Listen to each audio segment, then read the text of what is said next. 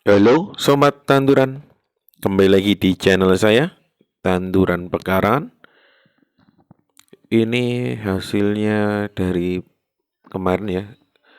Beberapa bulan yang lalu saya buatkan video yaitu pindah tanam serai yang saya ambil di pekarangan lama. Lalu sekarang sudah dipindah di pekarangan baru, sudah saya tanam dan hasilnya seperti ini. Dan kebetulan di pekarangan ini mau saya tata ulang, makanya saya bersihkan semua.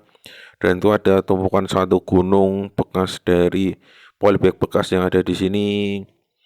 Lalu macam-macam polybag yang tanamannya sudah mati saya jadikan satu ya. Dan itu beberapa sudah saya eksekusi, yaitu saya potong-potong ya. Jadi untuk kali ini saya berikan tutorial untuk menanam serai.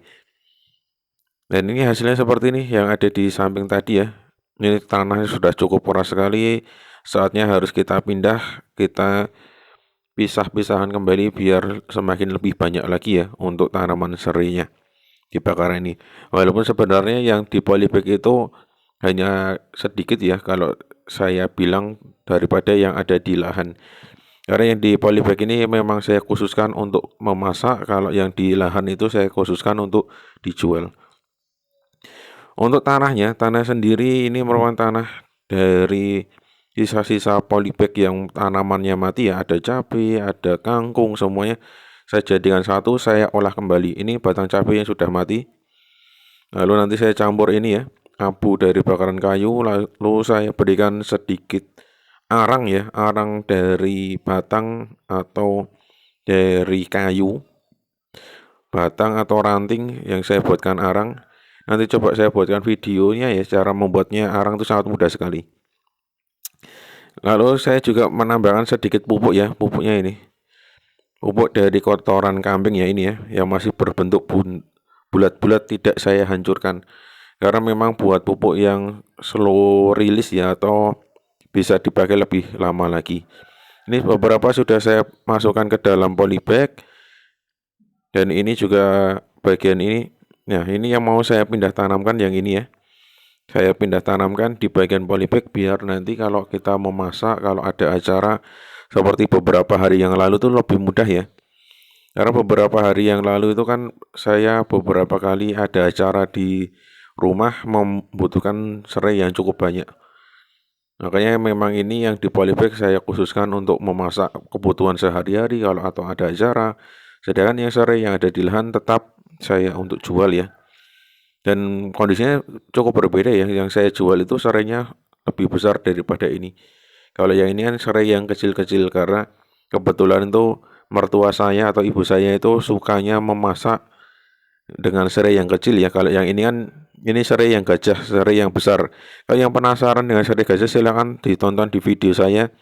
Dicari saja di search itu tulisannya ditulis serai gajah. Itu sudah saya buatkan video tersendiri. Kalau ini kemarin juga sisa-sisa dari pemangkasan untuk dimasak ya, makanya ini tidak dibersihkan. Harusnya ini dibersihkan dulu sampai benar-benar bersih ya. Daun-daun yang sudah kering itu kita ambil satu persatu. Tapi ya tidak masalah. Nanti ini saya coba. Ternyata saya tarik cukup keras ya. Ya intinya seperti ini. Daun-daun kering ini usahakan dibersihkan secara rutin ya. Apalagi kalau memang kita mau budidaya serai skala rumah tangga. Jadi ketika kita panen seperti ini, itu malah tidak masalah ya kalau kita jebol terus kita susun ulang seperti ini, itu malah tidak masalah. Nah ini caranya seperti ini. Setelah kita bersihkan, jangan lupa kita potong ya, potong daunnya. Ya kira-kira tingginya ya ada 10 cm lah dari bawah ya, dari akar. Lalu tinggal kita tanam seperti ini saja. Serai itu tidak perlu perawatan khusus ya. Tapi kalau memiliki air jakaba, yang sudah memiliki air jakaba, silahkan nanti setelah selesai ditanam seperti ini, berikanlah air jakaba. Itu pasti akan mempercepat lagi proses pertumbuhan. Kalau tidak, cobalah tanam serai ketika di musim hujan.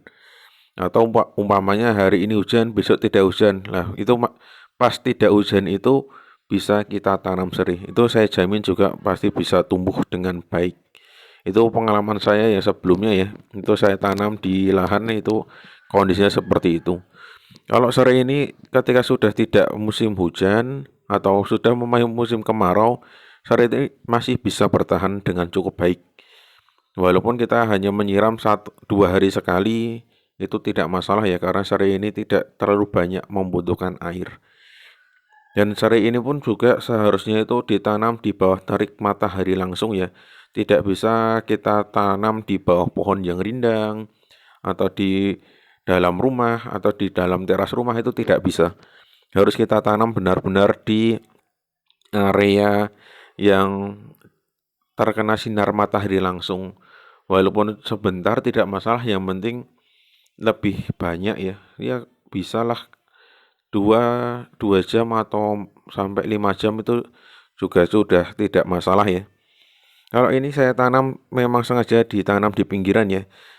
Kenapa? Karena ini kan namanya kita baru pindah tanam, makanya tidak boleh kita berikan sinar matahari langsung.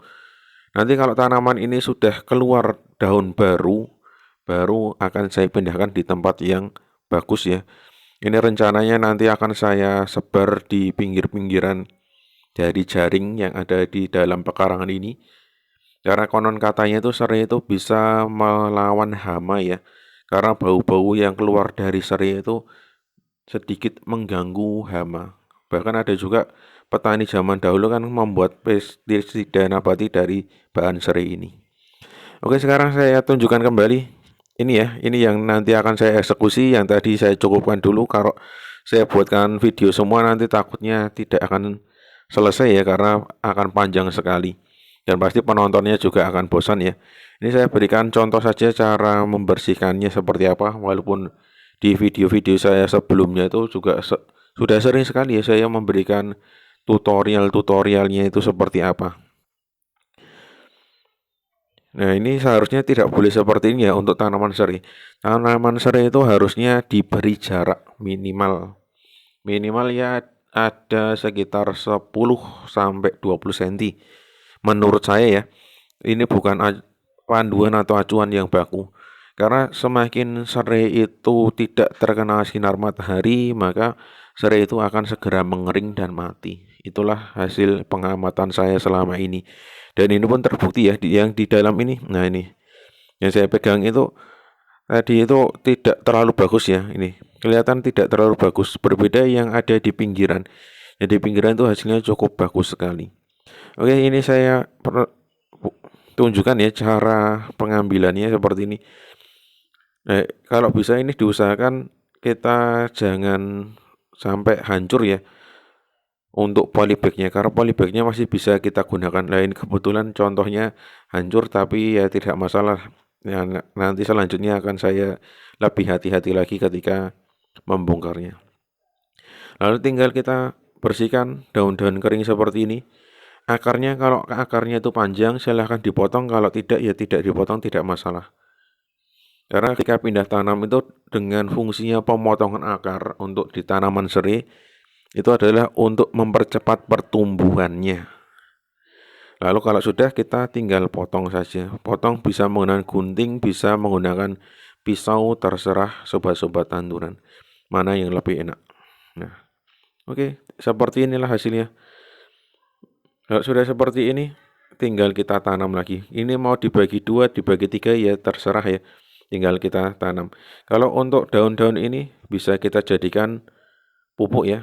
Dikumpulkan jadi satu seperti itu.